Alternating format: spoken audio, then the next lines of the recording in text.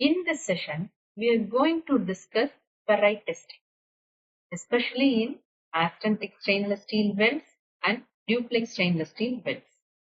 Ferrite testing is an important topic in NDT and welding inspection because ferrite content affects cracking resistance and corrosion resistance and toughness and overall weld performance. So today we will understand three important points. Why ferrite testing matters and how ferrite is measured. Difference between ferrite number and percentage ferrite. This picture shows how ferrite testing is performed on a stainless steel weld. Ferrite testing measures how much delta of ferrite is present in austenitic and duplex stainless steel welds. Here is a full picture. On the left side, we can see a handheld ferrite meter. This meter is showing a reading of 8.2 Fn. On the right side, the probe is placed on the welded bead of the pipe. This is the pipe, this is the weld bead. This is very important because ferrite testing should measure the weld deposit, not the base metal.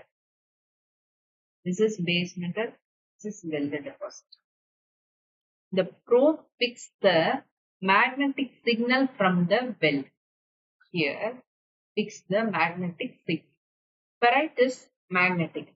Why austenitic is mostly non-magnetic? Based on this magnetic response, the instrument calculates the ferrite number. So ferrite testing is mainly used in austenitic and duplex stainless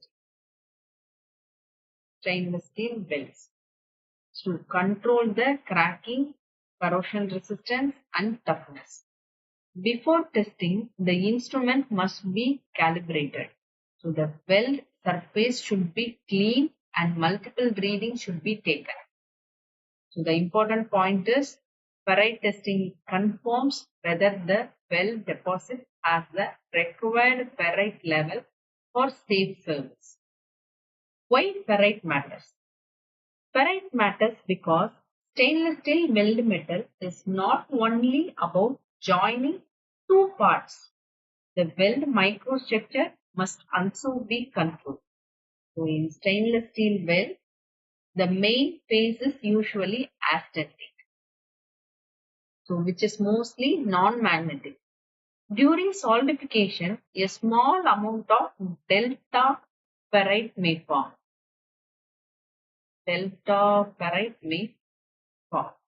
Okay, this ferrite content must be controlled because it directly affects cracking resistance, corrosion resistance and toughness. For austenitic stainless steel such as 304 and 316, a little ferrite is actually beneficial. If the weld metal is fully austenitic, it is more prone to hot cracking, also called solidification cracking or micro fissuring.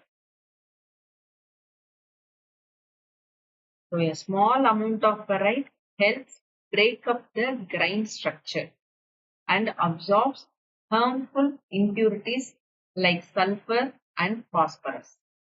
Because of this, many specifications require a controlled minimum ferrite level, commonly around 3 Fn or more.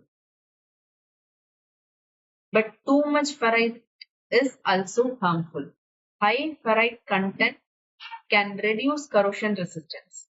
It can also reduce toughness, especially at cryogenic temperature. Okay, because ferrite becomes more brittle at low temperature. In high temperature service or during PWHD, excessive ferrite may transform in sigma phase, which is a hard and brittle phase. This can seriously embrittle the weld. So far, austenitic stainless steel weld ferrite control is valid.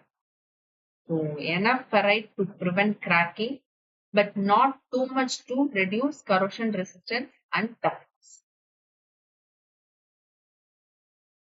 The next is for duplex stainless steel.